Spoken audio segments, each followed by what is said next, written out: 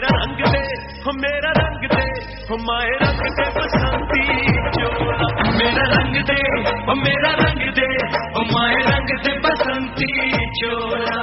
जय हिंद। रे बड़े राहे मोहब्बत रह न जाना, राह पे लज्जते वो सहरा न देना, दूर तेरी महफिल में है आज मक्तल में ये कातिल, पूछ रहे हैं बार बार कि अभी भला शौक़े शहादतें किसी के दिल में है। करता नहीं क्योंकि के दूसरे से बातचीत, देखता हूँ जिसको मैं वो चुप तेरी महफिल में है शहीदो मुल्को मिल्लत मैं तुझ पे निसार, अब तेरी ताकत की चर्चे गैरों की महफिल में है। सरफरोशी की तमन्ना अब हमारे दिल में है, देखना है जोर कितना बाजुए कातिल में है। आज हम जिनके बारे में बात करने वाले हैं वो मेरे गुरु मेरे आदर्श हैं, और उनकी एक प्रसिद्ध लाइन से शुरू करना चाहेंगे कि इस कदर वाकिफ है मेरी कलम मेरी जज्बातों से कि अगर मैं इश्क भी लिखना चाहूँ तो इनकलाब लिख जाता है। आप सही समझे, आज हम शहीद आजम भगत सिंह साहब की बात करेंगे। हम उनके जन्म से लेके उनके अमर होने की हर एक कहानी को कवर करने की प्रयास करेंगे आज इस वीडियो में। भगत सिंह साहब का जन्म 28 सितंबर 1907 को हुआ था बंगा विलेज में, जो कि लियालपुर डिस्ट्रिक्ट में पड़ता है। आज के समय पे वो हिस्सा लाहौर में पड़ता है, यानी कि पाकिस्तान में। भगत सिंह साहब के पिताजी का नाम सरदार किशन सिंह और माताजी का नाम विद्वती कौर था। एक प्रश्न हमेशा उठता है कि उनका नाम भगत ही क्यों पड़ा। ऑब्वियसली ये बात कोई नहीं बताता कि उनका नाम भगत क्यों पड़ा। उनका नाम भगत इसलिए पड़ा क्योंकि जिस दिन वो जन्म लिए थे, यानी कि 28 सितंबर 1907 को, उस दिन उनके दो चाचा सरदार अजीत सिंह और सरदार स्वर्ण सिंह दोनों जेल से छूटे थे, और इसलिए उनकी दादी ने उनका नाम भगत रखा। भगत यानी भाग्यवान। भगत सिंह साहब जब 3-4 साल के थे तो जैसे वो एक क्रांतिकारी फैमिली से बिलोंग करते थे, उनके घर में सभी कोई क्रांतिकारी थे, उनके चाचा वो स्वयं भी थे। तो जब भगत सिंह साहब 3-4 साल के हुए तो वो एक देखते हैं कि उनकी चाचियां उदास थी और रो रही थी। तो वो अपने चाचियों को कहते हैं उदास मत हुई है, जब हम बड़े हो जाएंगे तो इन अंग्रेजों को भारत से भगा देंगे और अपने चाचाओं को वापस ले आएंगे। ये बातचीत तो जरूर करती थी कि ये लड़का बड़ा होकर अपना देश का नाम जरूर रोशन करेगा, और हुआ भी वही। भगत सिंह साहब जब 8-9 साल की उम्र के होते हैं तो वो अपने पिताजी के साथ खेतों में घूमने जाते हैं। तो जब वो खेतों में जाते हैं तो वहाँ पर वो जाके बंदूकें बोने लगते हैं, और जब उनके पिताजी पूछते हैं कि भगत तुम क्या कर रहे हो, तो वो कहते हैं कि पिताजी हम बंदूकें बो रहे हैं, और ये एक बंदूक से हजारों बंदूकें होंगी जो हमें इन अंग्रेजों को इस हमारे देश से, हमारी इस मिट्टी से भगाने में मदद करेगी। और सही बात है, अब सिंहासन खाली करो जनता जागी है, और अगर तुम समझते हो हमको बागी तो हम बागी हैं।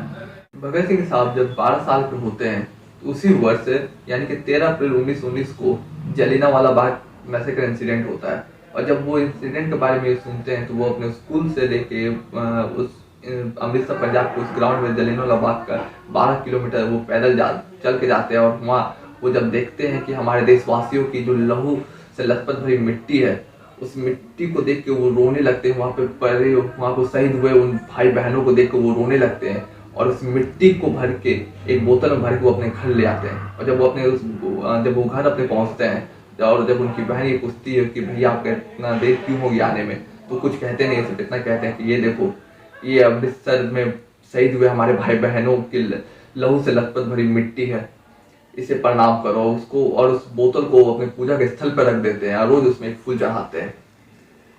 भगत सिंह साहब जब 13 साल के होते हैं तो उस वर्ष यानी कि 1920 को महात्मा गांधी के द्वारा असहयोग आंदोलन शुरू किया जाता है, यानी कि नॉन कोऑपरेशन मूवमेंट। इस आंदोलन में हमें कुछ नहीं करना था, हमें सिर्फ इतना करना था कि हमें जितने भी ब्रिटिश गुड्स है, प्रोडक्ट्स है, गवर्नमेंट स्कूल्स है, कॉलेजेस है, इसको बॉयकॉट करना था।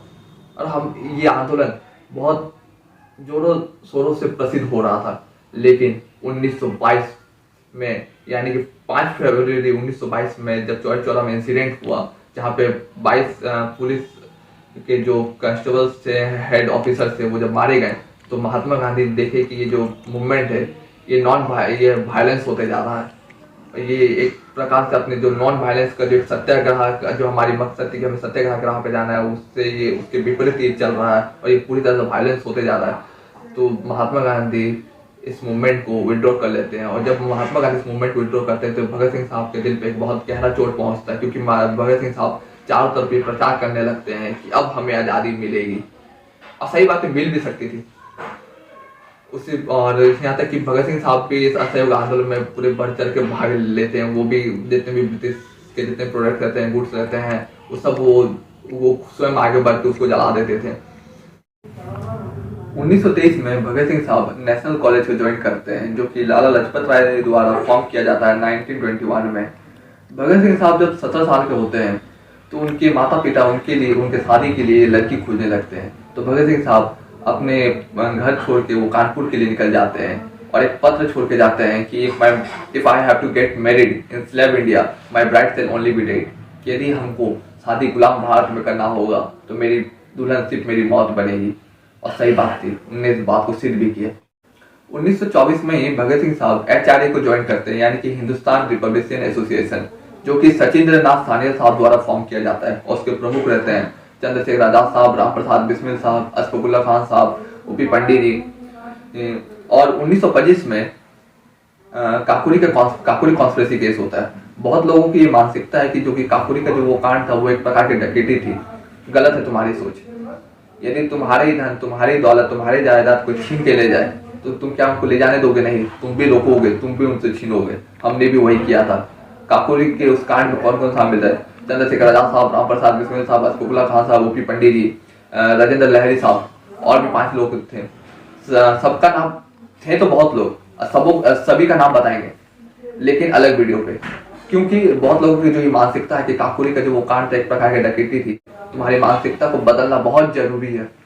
And I will surely make a video on it, है ना। और काकोरी की उस कॉन्स्पिरेसी में एक प्रकार की जो गन प्रयोग किया गया था उसका नाम था जर्मन माउजर। उसके बारे में 1927 में साइमन कमीशन भारत के लिए निकलता है और नवंबर 1928 में साइमन कमीशन भारत पहुंच जाता है। हम लोग साइमन कमीशन को बॉयकॉट करते हैं और उसका कारण सिर्फ ये था कि जब आप भारत के लिए कानून बनाते हैं और उसमें भारत के लोग ना हो तो आप किस प्रकार जानिएगा कि हमारी सुविधाएं क्या और हमारी तकलीफें क्या है। जब हम साइमन कमीशन का बॉयकॉट कर रहे होते हैं तो लाला लाजपत राय और भगत सिंह साहब उसमें प्रमुख रहते हैं। और एक जॉन साइमन लाठीचार्ज के लिए जब अलाउ करता है अपने कांस्टेबल्स को, तो एक लाठी लाला लाजपत राय को लग जाता है और 2 हफ्ते बाद यानी कि 17 नवंबर 1928 को उनकी देहांत हो जाती है। लाला लाजपत राय के देहांत के समय पे भगत सिंह साहब ये शपथ लिए कि उनकी मृत्यु का बदला लिया जाएगा। 17 दिसंबर 1928 को डिप्टी कमिश्नर के ऑफिस से जब JP सॉन्डर बाहर निकल रहे थे, यहाँ पहचानने में दिक्कत हो गया। यहाँ पे गलतफहमी ये हो गया था कि हम लोग को जेम्स स्कॉट को मारना था, लेकिन गलती से हम JP सॉन्डर को मार दिए थे। कोई बात नहीं थी, वो भी अंग्रेजी था, वो भी हमारे ऊपर जुल्म कर रहा था। तो जब JP सॉन्डर बाहर निकला तो पहले गोली राजगुरु चलाएं और दूसरे गोली भगत सिंह साहब चलाएं, ताकि ये कंफर्म कर दिया जाए कि उनका देहांत हो गया, उसकी मृत्यु हो गई। जब वो लोग जब जा रहे थे, वो लोग जब वहां से दौड़ के निकल रहे थे तो चरण सिंह एक कांस्टेबल उनके पीछे करने लगा। तो चंद्रशेखर आजाद साहब उसको समझाए कि चरण सिंह इनके पीछे मत भागो और हमारा कोई मकसद नहीं है कि हम किसी भी भारतीय के ऊपर हाथ उठाएं। लेकिन वो उनके बात सुना नहीं, वो आगे बढ़ने लगा। तो वहां पे चंद्रशेखर आजाद साहब एक गोली उसको जलाते हैं और उसकी देहांत भी वहां हो जाती है। भगत सिंह साहब और राजगुरु साहब DAV कॉलेज को पार करके वो उसी रास्ता से पीछे के रास्ते से वो निकल जाते हैं।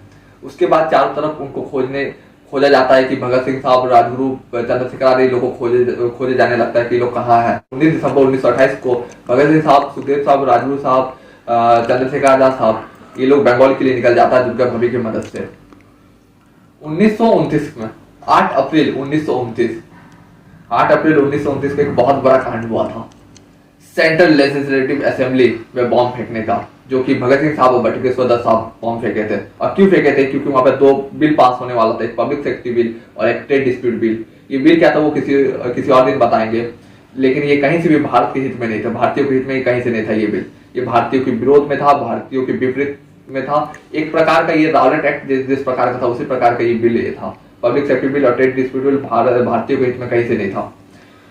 8 अप्रैल 1929 को जब भगत सिंह साहब और बटुकेश्वर दत्त साहब ये बॉम्ब फेंकते हैं सेंट्रल लेजिस्लेटिव असेंबली में, तो ऑब्वियसली ये बॉम्ब एक लो इंटेंसिटी का था, क्योंकि ये किसी को ऐसे भी किसी जरिए मैंने क्राउडेड एरिया में फेंका जाता तब भी किसी को हार्म नहीं करता, लेकिन तब भी वो खाली स्थान में फेंके ताकि और कहीं से भी किसी प्रकार से भी किसी को भी ये हानि ना पहुंचाए। भगत सिंह साहब और बटुकेश्वर दत्त साहब अपनी गिरफ्तारी देते हैं। वो चाहते तो वहां से भाग सकते थे, लेकिन वो भागे नहीं, वो अपनी गिरफ्तारी दिए। लेकिन वो जब जेल में जाते थे वहां भी वो चुप नहीं रहते हैं।